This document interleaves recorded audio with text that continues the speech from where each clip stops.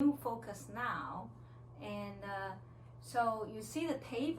I put a tape on David's knee because as a gardener, he constantly work in his garden, right? Of course. So where is your knee pain?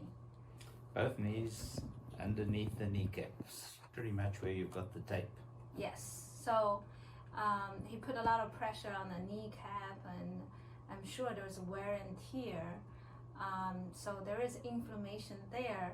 We try to do the points around the knee and on the elbow to help clear up the inflammation. So that's we do once a week to helping the knee repair, because David worked very hard, right? For sure.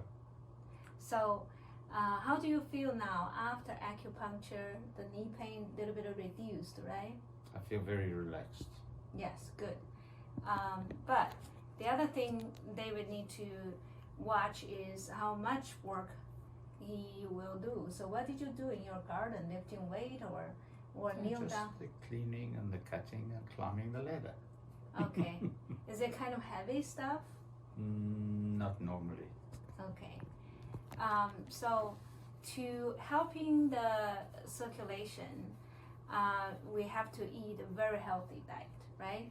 And David like carbs and David like sugar.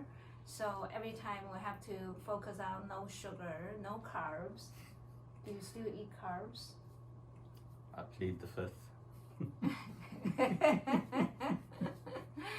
I cannot answer that question. But see, David is not a big eater, and so I noticed that when he measured his blood sugar, it's not really high.